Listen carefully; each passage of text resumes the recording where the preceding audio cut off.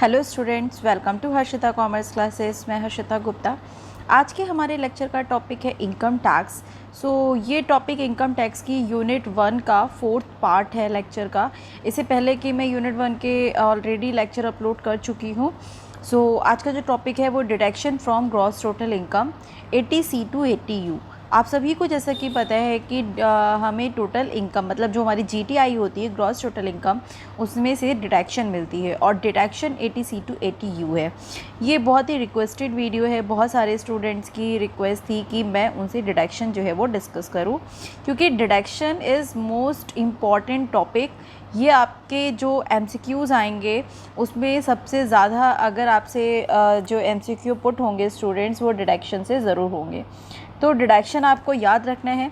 देखिए इसमें अगर हम बात करें 80C टू 80U तक जितनी भी डिडक्शंस हैं, हम सिर्फ इम्पॉर्टेंट चीज़ें, नोटेबल चीज़ें याद रखेंगे कि आपको ध्यान रखना है कि कौन से टॉपिक से पर्टिकुलर किस चीज़ से आ सकता है। अगर हम बात कर लेते हैं, एक ओवरव्यू ले लेते हैं deduction from gross total income. तो डिडक्शन जो होती है वो उसको 4 कैटेगरीज में डिवाइड किया गया है। Deduction in respect of certain payments, जब हम पेमेंट करते हैं तब हमें कुछ डिडक्शंस मिलती हैं। कुछ डिडक्शंस होती हैं सर्टेन इनकम, जब हमें इनकम होती है कहीं से तो हमें कुछ डिडक्शंस मिलती हैं। और कुछ deduction in respect of other income, मतलब कुछ और इनकम होती हैं जिसमें से हमें डिडक्शन मिलती है। एंड कुछ अदर इनकम्स में से भी हमें डिडक्शन मिलती है। कुछ अदर डिडक्शन होती है। अदर डिडक्शन में सिर्फ एक ही टाइप की डिडक्शन आती है 80U की। इसको भी डिस्कस कर लेते हैं। अब देखिए, पहले डिडक्शन की जो कैटेगरी है आपको ध्यान रखना है, deduction in respect of certain payment. अगर हम कोई भी पेमेंट कर रहे हैं, चाहे वो 80C हो, 80CCC हो, 80CCD हो, 80D हो, 80DD हो, 80DDB हो, 80E हो या 80EE हो या EEA जिसे हम कहते हैं AE80, EEB, GGG and GGA, GGB and GGC, ये सारे पेमेंट्स करने पर हमें ये सारे डिडक्शन मिलती है। हम स्टूडेंट्स आपको इस वीडियो में इसको याद रखने के इजी मेथड भी बताएंगे, शॉर्ट फॉर्म भी बताएंगे। अब सेकेंड कैटेगरी जो है वो deduction in respect of certain incomes.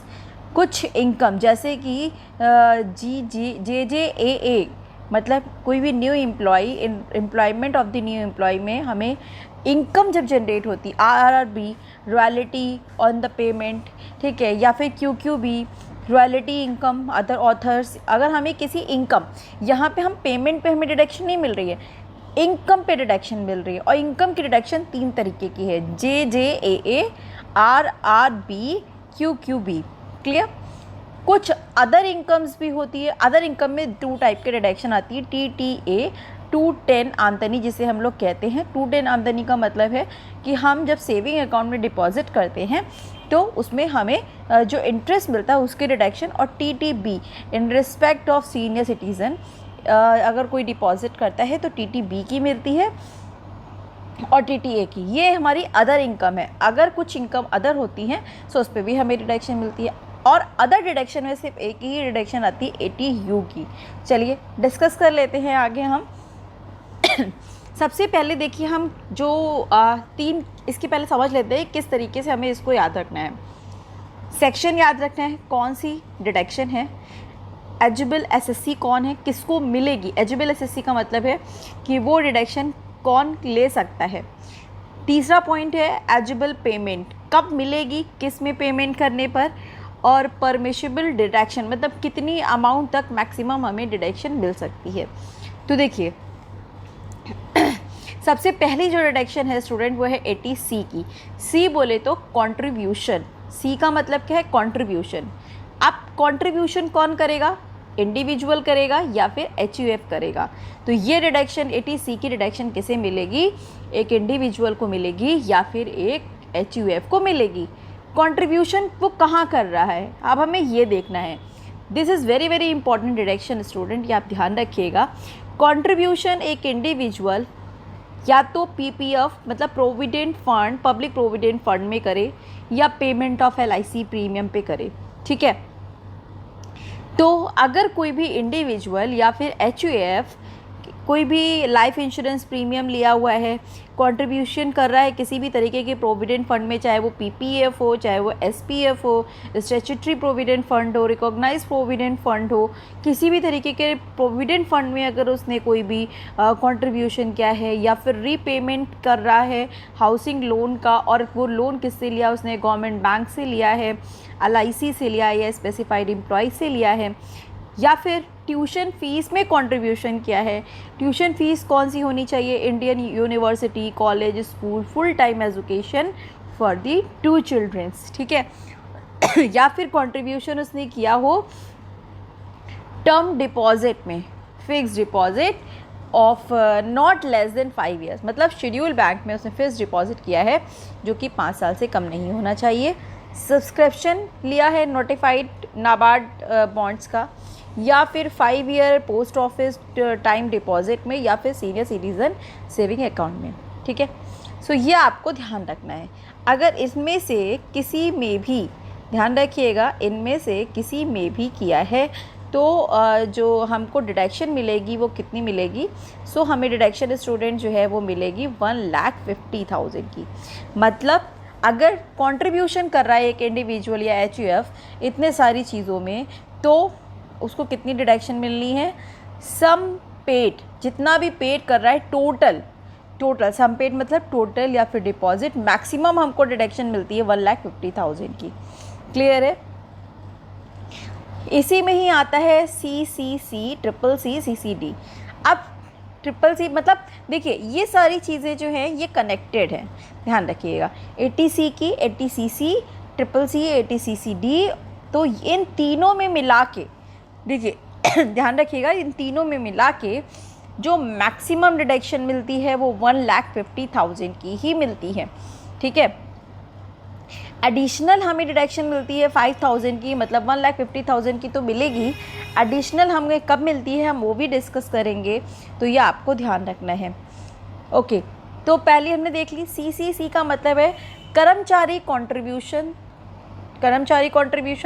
अब अगर कोई भी इंडिविजुअल कंट्रीब्यूशन कर रहा है कहाँ पे? सिर्फ पेंशन प्रोविडेंट फंड में, पेंशन फंड में कर रहा है, ध्यान रखिएगा स्टूडेंट। अगर इन सारी चीज़ों में कर रहा है तो 80C की डिडक्शन मिलेगी। आपको ये पूछा जा सकता है, ठीक है, तो आपको ध्यान रखना है। अगर ट्रिपल सी में कंट्रीब्यूशन कर रहा है पेंशन फंड में, कौन से फंड में? पेंशन फंड में, तो उसको डिडक्शन कहाँ मिलेगी? तो वो डिडक्शन लेगा 80 ट्रिपल सी की, ठीक है। जैसे कि यहाँ पे लिखा हुआ है कि एनी अमाउंट पेड और deposit to keep force the contract of any annuity plan of the LIC of India, या फिर any other insurance plan of the provident fund होना चाहिए। तो अमाउंट हमें कितनी पेड पे मिलेगी? इसमें भी हमें मैक्सिमम डिडक्शन 1,50,000 की मिलेगी। नेक्स्ट है CCD की डिडक्शन कर्मचारी कंट्रीब्यूशन 2, यहाँ पे है कर्मचारी कंट्रीब्यूशन 2, ठीक है, इसको ऐसे याद रख सकते हैं हम लोग। सो कर्मचारी कंट्रीब्यूशन 2 ये डिडक्शन मिलेगी इंडिविजुअल एम्प्लॉयड को। अब एम्प्लॉयड कैसा होना चाहिए? सेंट्रल गवर्नमेंट या फिर अदर एम्प्लॉय या फिर कैनी अदर इंडिविजुअल। कर्मचारी कंट्रीब्यूशन 2 का मतलब है यहाँ पे पेंशन स्कीम में कंट्रीब्यूशन हो रहा है, पेंशन स्कीम में of the government, central government की पेंशन स्कीम में जो है वो कंट्रीब्यूशन हो रहा है। तो किसी भी तरीके का कंट्रीब्यूशन जो कि नेशनल पेंशन स्कीम या फिर अटल योजना का है, उसकी डिडक्शन जो है वो हमको 80CCD में मिलेगी। अब यहाँ पे ध्यान रखने वाली बात क्या है कि एम्प्लॉय कंट्रीब्यूशन या फिर इंडिविजुअल कंट्रीब्यूशन कितना होना चाहिए? इन case of salary individual deduction own, अगर सैलरीड इंडिविजुअल है, मतलब कोई भी इंडिविजुअल जो सैलरीड पर्सन है वो खुद कंट्रीब्यूशन कर रहा है, तो रिस्ट्रिक्ट है सैलरी का 10%, और अदर केसेस में GTI मतलब ग्रॉस टोटल इनकम का 20%। ध्यान रखना है आपको, ठीक है। तो और एक और चीज़ यहाँ पे है, अब CC हमने आपको बोला था इन तीनों में मैक्सिमम डिडक्शन जो है वो 1,50,000 की मिलती है। देखिए यहाँ पे कैरो बना है, इन तीनों में ही, मतलब चाहे इसमें करे मैक्सिमम हमको 1,50,000 की मिलेगी। But further additional deduction up to 50,000, इसके अलावा भी हमको 50,000 मिलती है, बट कब मिलेगी? CCD के 1B में। अब ये क्या कहता है? Employ contribution entire employer contribution, जहाँ पे एम्प्लॉयर कॉन्ट्रीब्यूशन होता है स्टूडेंट ध्यान रखिएगा, एम्प्लॉयर का कॉन्ट्रीब्यूशन, ठीक है, would be included in the salary. ये रेट आप चेंज कर लीजिए, ये चेंज हो गई है अब असेसमेंट ईयर 2020-21 के अकॉर्डिंग ये 14% हो गई है। सो ये रिस्ट्रिक्टेड है कितना, एम्प्लॉयर का जो कॉन्ट्रीब्यूशन है वो रिस्ट्रिक्टेड है 14% तक। सो लिमिट जो है वो 1,50,000 की है, ये आपको ध्यान रखना है। अप टू CCE तक, नॉट CCE अगर हम ले रहे हैं तो नॉट अप्लाई डिडक्शन CCD 2, ठीक है, तो उसमें CCD 2 की डिडक्शन जो है वो अप्लाई नहीं होगी। तो ध्यान रखिएगा, CC हो चाहे CCD हो चाहे C हो, तीनों की डिडक्शन, मैक्सिमम डिडक्शन जो है ये कंट्रीब्यूशन से रिलेटेड है, चाहे C हो चाहे CCD हो चाहे CC हो। ध्यान रखिएगा, अगर पेंशन फंड खाली हो स्टूडेंट तो वो पेंशन फंड का जो कंट्रीब्यूशन है उसमें मैक्सिमम डिडक्शन 1,50,000 मिलती है।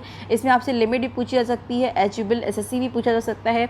इसमें कौन सी मिलती है आपसे पेंशन में पूछ सकते हैं, पेंशन फंड होगा तो CCC की डिडक्शन मिलेगी। अगर पेंशन स्कीम होगी, ध्यान रखिएगा हम कंट्रीब्यूशन कर रहे हैं पेंशन स्कीम में तो CCD की डिडक्शन मिलेगी, कर्मचारी कंट्रीब्यूशन 2 में।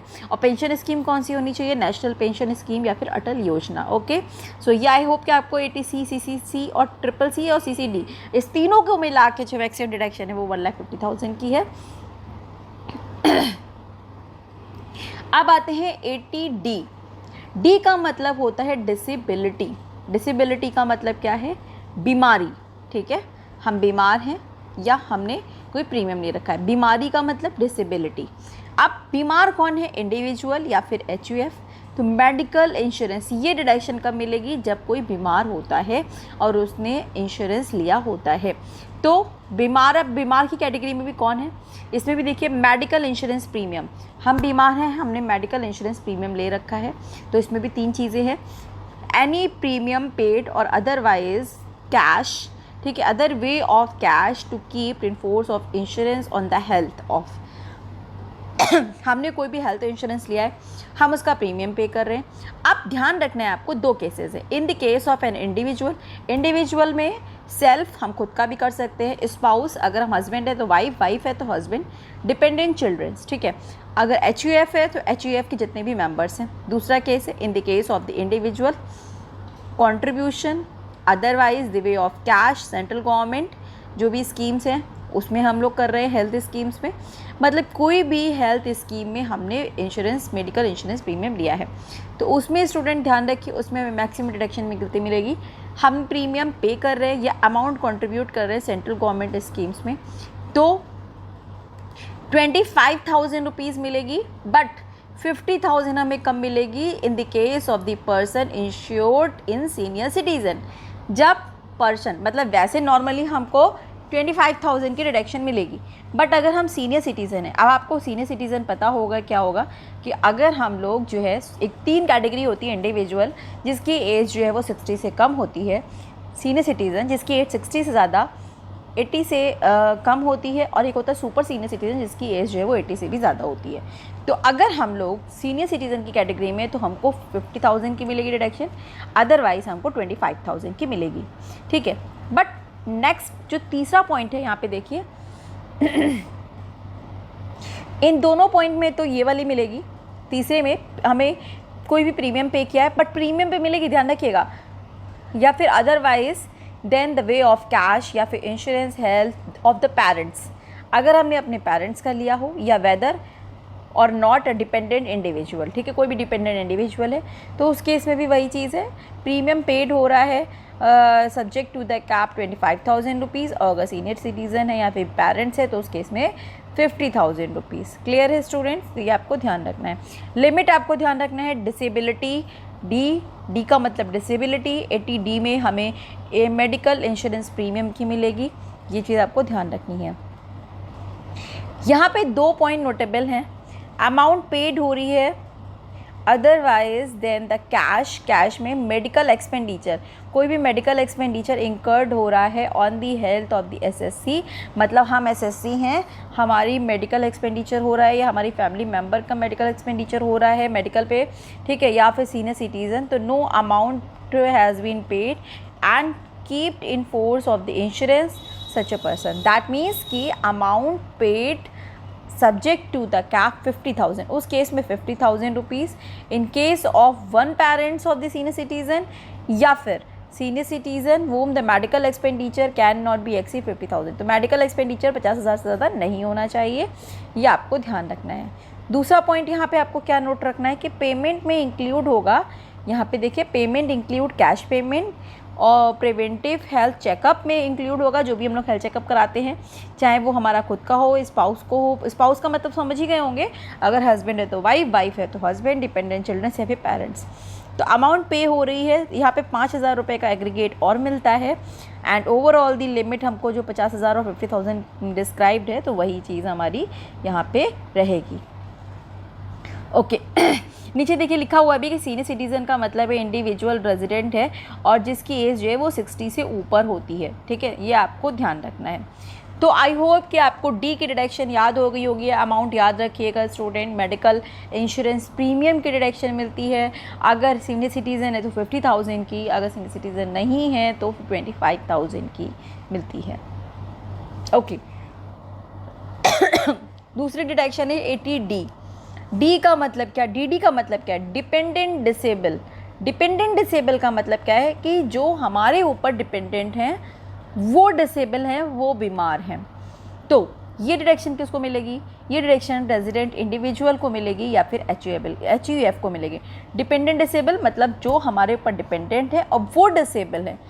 इसमें किस चीज़ की डिडक्शन मिलती है, इसमें डिडक्शन मिलती है maintenance including medical treatment of our dependent disable. जैसे कि हमारे पेरेंट्स हम पे डिपेंडेंट हैं तो उनके मेडिकल ट्रीटमेंट की मेंटेनेंस की हमको डिडक्शन मिलेगी। अब कितनी मिलेगी ये चीज़ हमें डिपेंड करता है ना, तो ये चीज़ डिपेंड करती है उनकी डिसेबिलिटी पर। अगर वो 80% से कम डिसेबल हैं, देखिए पहले तो हम समझ लेते हैं कि ये डिडक्शन हमको कितनी मिलेगी। Any amount incurred for the medical treatment कब मिलेगी, जब मेडिकल ट्रीटमेंट में जितनी भी अमाउंट इंकर्ड हो रही है, चाहे वो नर्सिंग हो, ट्रेनिंग हो, ठीक है, कौन किस पे, हमारे ऊपर जो डिपेंडेंट हैं, चाहे हमारी जैसे कि मान लीजिए हम वाइफ हैं, हमारे हस्बैंड अगर हम पे डिपेंडेंट है, चिल्ड्रेन, पेरेंट्स, ब्रदर, सिस्टर, तो ये हमारे ऊपर डिपेंडेंट है। अगर ये बीमार हो जाते हैं तो इनके मेडिकल ट्रीटमेंट पे हमको कितनी डिडक्शन मिलेगी, अमाउंट या फिर एनी अमाउंट पेड और deposit under the scheme of the framed LIC। अगर LIC की कोई स्कीम में हमने किया हुआ है तो उसमें फ्लैट डिडक्शन मिलती है 75,000 की। But in case of server disability, server disability का मतलब है कि जो हमारे स्पाउस, चिल्ड्रन या पेरेंट्स हैं वो हमारे ऊपर 80% से ज़्यादा डिपेंडेंट हैं, ठीक है, डिसेबिलिटी जो है वो 80% से ज़्यादा है। 80% से कम है तो 75,000 रुपीज़ की डिडक्शन मिलेगी, 80% से ज़्यादा है तो 1,25,000 की डिडक्शन हमको मिलती है। क्लियर है स्टूडेंट, ध्यान रखिएगा, यही आपसे पूछा जाएगा। DD की डिडक्शन कब मिलेगी, जब कोई भी हमारा डिपेंडेंट हम डिसेबल हो गया है उसके मेडिकल ट्रीटमेंट की मेंटेनेंस की डिडक्शन मिलती है। 80% से कम डिसेबल है तो 75,000 की, 80% से ज़्यादा डिसेबल है तो 1,25,000 की। क्लियर है, ओके। नेक्स्ट डिडक्शन है DDB। DDB का मतलब है डरावनी बीमारियाँ। एग्जाम्पल फॉर डरावनी बीमारी का क्या मतलब है कि इसमें डिडक्शन जो मिलेगी वो स्पेसिफाइड डिसीज़ की मिलेगी। डरावनी बीमारी मतलब जैसे कि कैंसर, ठीक है, एड्स, बहुत बड़ी कोई बहुत भयंकर बहुत बड़ी बीमारी होगी, डरावनी बीमारी, आप इसको ऐसे याद रख सकते हैं। तो deduction for the medical treatment of the specified disease या फिर अलाइनमेंट, ये भी इंडिविजुअल को या HUF को मिलेगी। अगर कोई बहुत बड़ी बीमारी हो जाती है, अलाइनमेंट या फिर डिसीज़ हो जाती है, तो इंडिविजुअल को मिलेगी, HUF को मिलेगी। इंडिविजुअल खुद को भी मिल सकती है, पेरेंट्स को भी मिल सकती है, डिपेंडेंट को भी मिल सकती है, स्पाउस को भी मिल सकती है, ठीक है, और ब्रदर सिस्टर को भी मिल सकती है।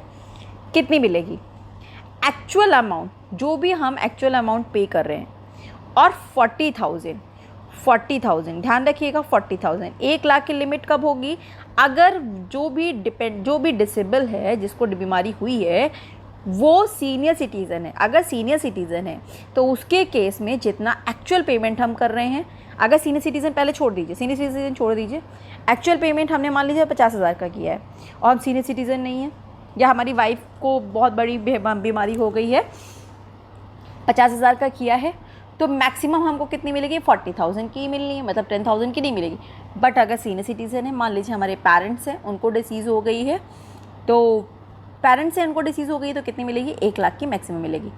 दोनों में से जो कम होगा, एक्चुअल पे जितना हमने एक्चुअल मेडिकल ट्रीटमेंट में पे किया है, और ये जो लिमिट है 40,000 अगर सीनियर सिटीज़न नहीं है तो, अगर 1 लाख अगर सीनियर सिटीज़न है तो, दोनों में से जो कम होगा वो हमें डिडक्शन मिल जाएगी। माइनस करेंगे उसमें amount received from the insurance company, जितनी भी हमें इंश्योरेंस कंपनी से या हमारे एम्प्लॉयर से जो भी अमाउंट मिलेगी वो उसमें से हम माइनस कर देंगे। तो 3 हैं जो बीमारी से रिलेटेड हैं, मेडिकल से रिलेटेड, डी, डीडी और डीडीबी। नेक्स्ट आते हैं ई, 80E बोले तो एजुकेशन, ठीक है।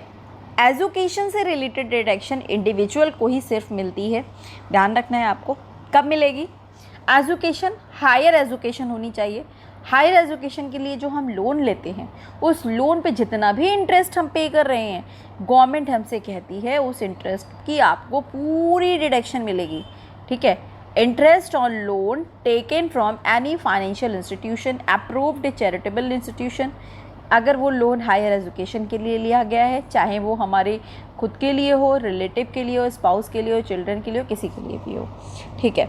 डिडक्शन मिलती है अवेलेबल इंटरेस्ट पेमेंट की, देखिए अमाउंट की नहीं मिलेगी, जो उस अमाउंट पे हमें इंटरेस्ट मिल रहा है उस इंटरेस्ट की हमें डिडक्शन मिलेगी और पूरी डिडक्शन मिलेगी, ठीक है। अब बात करते हैं नेक्स्ट 80EE की। 80EE की डिडक्शन कब मिलती है, ई का मतलब होता है इंडिविजुअल, पहले तो ये डिडक्शन इंडिविजुअल को मिलेगी।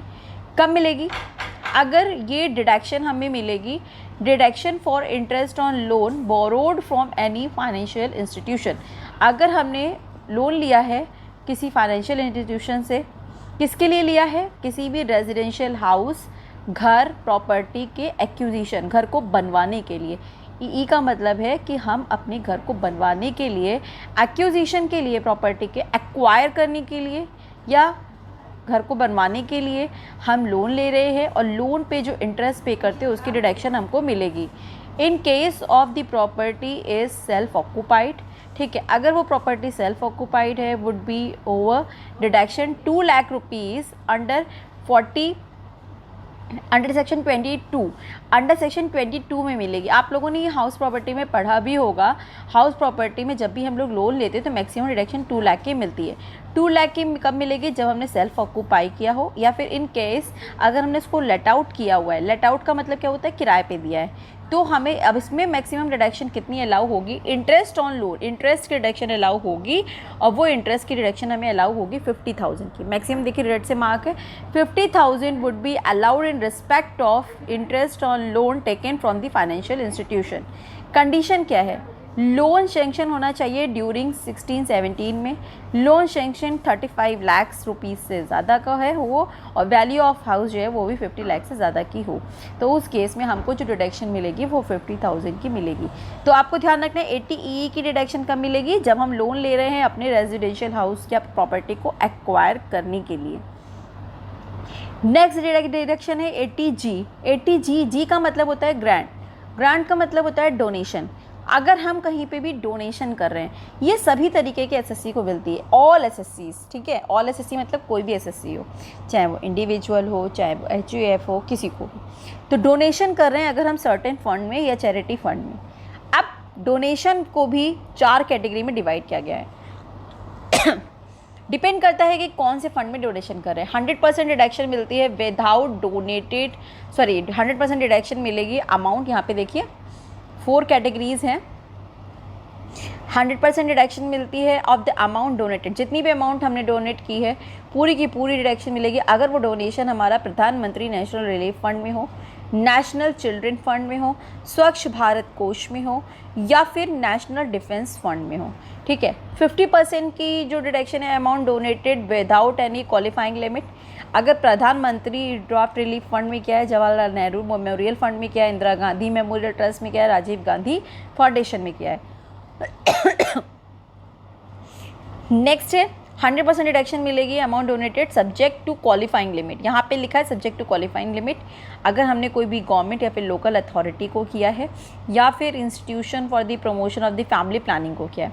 एंड 50% डिडक्शन मिलेगी क्वालिफाइंग लिमिट अगर हम लोग डिडक्शन जो है वो किसी भी चैरिटेबल मतलब कि पर्पज़ से कर रहे हैं या फिर promotion of the family planning को कर रहे हैं या फिर टेम्पल या फिर गुरुद्वारा चर्च में कर रहे हैं तो 50% की डिडक्शन मिलेगी। तो डी का मतलब क्या है कि अगर हम कहीं पे भी डोनेशन कर रहे हैं तो ये आप फंड ज़रूर याद रखिएगा स्टूडेंट।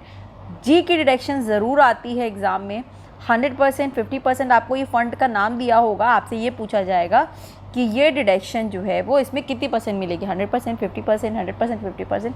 तो ये आपको ध्यान रखना है। जी की डिडक्शन इंपॉर्टेंट है, ई की इंपॉर्टेंट है, डी की इंपॉर्टेंट है, डी बी की इंपॉर्टेंट है, ठीक है, सी की इंपॉर्टेंट है, सी डी की इंपॉर्टेंट है।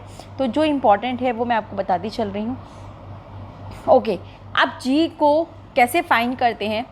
सो क्वालिफाइंग लिमिट कैसे निकालते हैं? GTI रिड्यूस्ड बाय, सबसे पहले हमें क्या करना है, टोटल इनकम का एडजस्टमेंट करना है।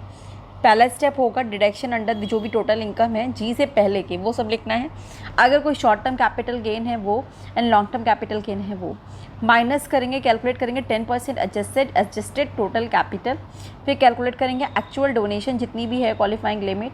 फिर तीसरे स्टेप और सेकेंड स्टेप में जो लोअर होगा वो हमें मैक्सिमम परमिशेबल हो जाएगा। एंड डोनेशन क्वालिफाइड लिमिट 100% है या 50% है वो देखा जाएगा। No deduction shall be allowed donated in the exceed of 2000 rupees in kind. अगर हम कैश में दे रहे हैं तो 2000 से ज़्यादा डिडक्शन अलाउ नहीं होती है, यह आपको ध्यान रखना है। ओके, नेक्स्ट आती है डिडक्शन 80 GG की। GG बोले तो घर घर। घर घर का मतलब क्या है? अब घर घर का मतलब है कि कोई भी रेजिडेंशियल हाउस हमने रेंट पे लिया है और वो रेंट हम पे कर रहे हैं तो उस रेंट की deduction individual is not receipt of the HRA, मतलब हाउस रेंट अलाउंस। अगर कोई भी इंडिविजुअल को हाउस रेंट अलाउंस नहीं मिल रहा है तो rent paid for the residential accommodation, इन तीनों में से जो भी कम होगा उसकी डिडक्शन मिलेगी 25% of the total income, rent paid minus 10% of total income and 5000 rupees per month. इन तीनों में से जो भी कम होगा उसकी डिडक्शन हमको मिलेगी। ये कब मिलेगी? रेंट अगर हम पे कर रहे हैं, हमने कोई घर लिया रेजिडेंशियल हाउस, तब हमको ये डिडक्शन मिलेगी। 80 GGB। GGB का मतलब क्या है? हम कंट्रीब्यूशन कर रहे हैं किसी पॉलिटिकल पार्टी में। ध्यान रखिएगा, कोई भी इंडियन कंपनी, बट ये डिडक्शन सिर्फ इंडियन कंपनी को ही मिलती है। इंडियन कंपनी कंट्रीब्यूशन कर रही है पॉलिटिकल पार्टी में तो एक्चुअल जो भी कंट्रीब्यूशन होगा कैश को छोड़ के उसकी डिडक्शन हमको मिल जाएगी। 80 GGC। GGC की डिडक्शन कब मिलती है?